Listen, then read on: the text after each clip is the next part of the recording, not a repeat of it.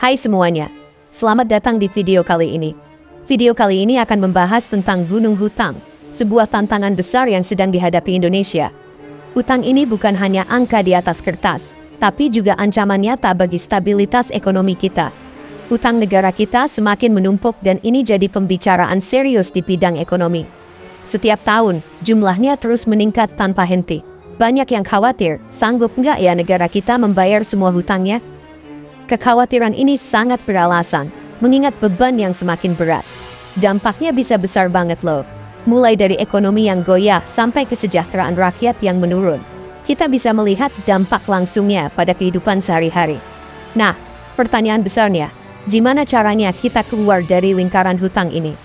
Ini bukan tugas yang mudah dan memerlukan strategi yang matang. Pemerintah harus cepat bertindak untuk mengatasi masalah ini. Kebijakan yang tepat dan tindakan yang cepat sangat diperlukan.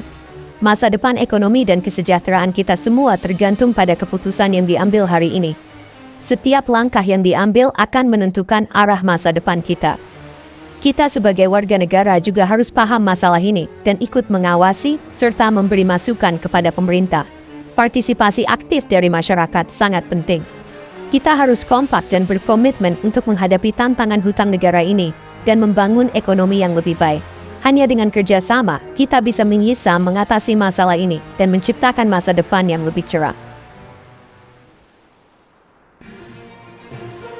Ada beberapa alasan kenapa hutang negara kita terus bertambah dan semakin menggunung.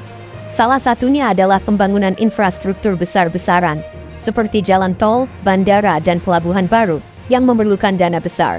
Tujuannya sih bagus, yaitu untuk mempermudah akses, meningkatkan perekonomian, dan mempercepat mobilitas masyarakat.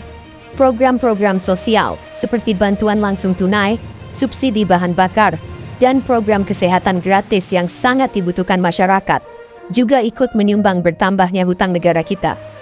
Belum lagi, stimulus ekonomi untuk menghadapi krisis, seperti saat pandemi COVID-19 yang melanda dunia, di mana pemerintah mengeluarkan banyak dana untuk membantu dunia usaha, masyarakat, dan menjaga stabilitas ekonomi.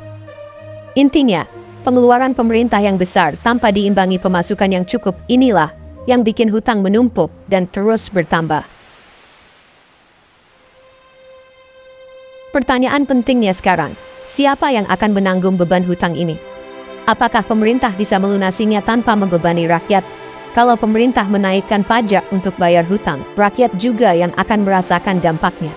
Daya beli masyarakat bisa menurun dan pertumbuhan ekonomi bisa terhambat.